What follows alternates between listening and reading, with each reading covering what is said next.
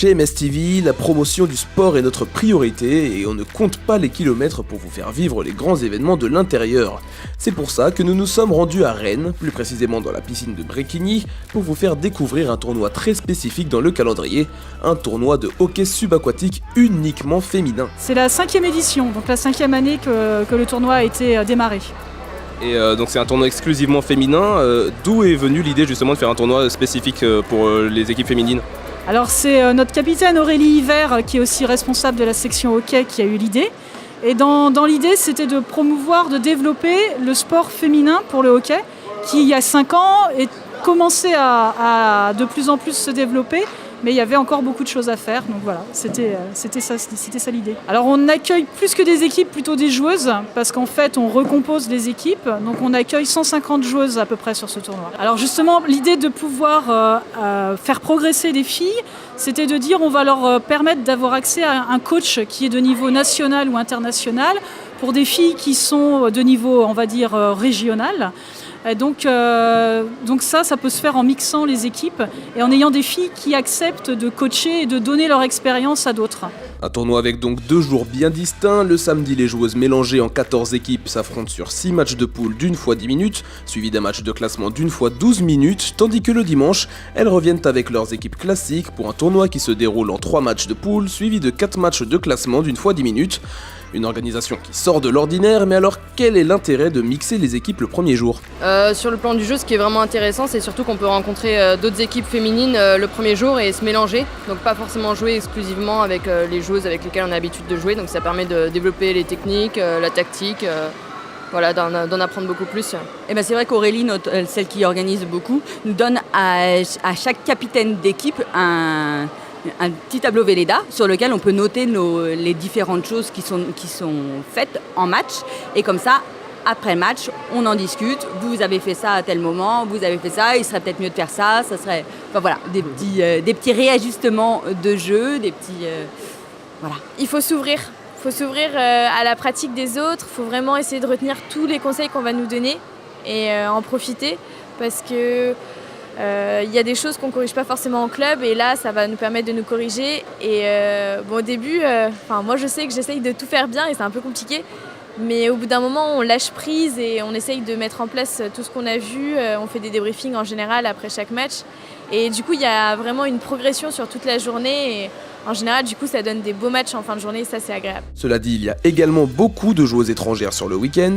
Alors, pas trop compliqué la compréhension ? Non, I speak English very well. J'habite à Londres et ça aide, voilà. On est des machines. Non, ça va. Les étrangères parlent souvent français et quand elles ne le parlent pas, il y a toujours une fille qui traduit en anglais pour elles, donc on y arrive. Beaucoup d'activités différentes sont proposées sur le week-end. Vous pouvez par exemple faire une initiation au hockey subaquatique, participer à une tombola avec plein de cadeaux à gagner. Certains joueurs peuvent même passer leur formation d'arbitrage de niveau 1 et surtout, les joueuses et spectateurs ont accès à une retransmission des matchs en direct grâce à une petite régie. On essaie d'enregistrer aussi les matchs pour les mettre à disposition après derrière. Mais en tout cas, voilà, pour de la rétrospective, c'est intéressant. Pour le public aussi qui vient dans les gradins, évidemment, ça donne une visibilité, autre chose que des personnes qui se battent sur un bout de pain, on va dire, des canards sur un bout de pain. C'est un peu ce que ça donne de la surface. Donc faut donner de la visibilité au fond. Donc ça, c'est hyper important. Donner aussi envie au public. Là, il y a une télé à l'accueil, donc ça donne envie de rentrer dans la piscine et de voir un petit peu plus ce qui se passe à l'intérieur. Donc voilà, il y a des objectifs multiples, on va dire. Ce tournoi est très plébiscité et toutes les joueuses sont d'accord pour dire que ce rendez-vous annuel est une véritable vitrine pour le hockey au féminin. Qu'est-ce que vous pensez du principe de tournoi féminin 100% pour, hein, on est trop contente, on ne viendrait pas de Grenoble ici pour juste faire un tournoi mixte. Enfin, on peut faire aussi, mais là on vient vraiment parce que c'est que des filles, quoi. C'est vraiment ça qui est top. Et puis voilà, ça valorise le sport féminin. C'est clair que nous, on est 100% pour, quoi. En France, on a énormément de femmes qui jouent au hockey. Moi, j'habite en Angleterre et une seule division avec 8 équipes. Donc c'est ça, c'est l'Angleterre au féminin, c'est 8 équipes, une division. Et ici en France, on est juste sur un tournoi, on a déjà 14 équipes. Nous, on est un sport en France qui se développe, mais on est très fort dans le hockey féminin quand même. En Allemagne, par exemple, elles ont une équipe. Seulement. Seulement. Donc l'équipe nationale de Germany, elle est avec nous aujourd'hui. C'est une équipe, ça représente le pays au niveau féminin. C'est une promotion du sport féminin, donc c'est vrai que c'est hyper intéressant. Et comme on est là depuis la première année, on voit l'évolution et c'est vrai que ça fait plaisir à voir. Et alors justement, quelle est l'évolution? Le nombre de filles, Ouais. je pense que la première fois c'était une centaine, je crois, de mémoire. Et de voir qu'il y a toujours autant de plaisir de jouer entre filles. Et à vrai dire, les joueuses étrangères n'en pensent pas moins. Oh, it was brilliant. I liked both days because you could play with people you didn't know on the first day, and then obviously you play with your own team on the second day. I thought it was lots of fun, learnt lots, played fun. It's good. And what do you think about the organization of the tournament? Been brilliant, really good, much better than back in England for sure. Liked the free bags the most, that was great. But yeah, other than that, everyone's been really great, really helpful. Everything's been really reasonably priced as well for us, particularly, and had a great time here. It's great. It's one of the biggest, if not the biggest, women tournament in Europe. So that's really amazing. So we're having a really good time here, and we keep coming back. I think we're coming first, to be fair, in today.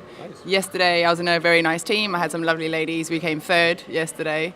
So it's been great results personally all round and lovely team to play with. Everyone's been lovely and friendly and it's good. Et en effet, les lauréates de ce 5e tournoi de Rennes sont bien les London Ladies, à la faveur d'un unique but encaissé de moins que l'équipe de Rennes 1 sur la journée. Un week-end qui s'achève donc sur une victoire anglaise, mais plus que le résultat, c'est vraiment la bonne entente qui a pris le dessus. Moi je pense que ce qui est vraiment intéressant, c'est cette notion de partage qu'on peut avoir sur le tournoi. On a aussi un aspect de formation. Donc voilà, et tout ça dans une très bonne ambiance. C'est aussi beaucoup de rencontres, beaucoup de plaisir, beaucoup de bonheur. Voilà, donc venez, n'hésitez pas. Alors si vous voulez célébrer le hockey au féminin, n'hésitez pas et rendez-vous l'année prochaine.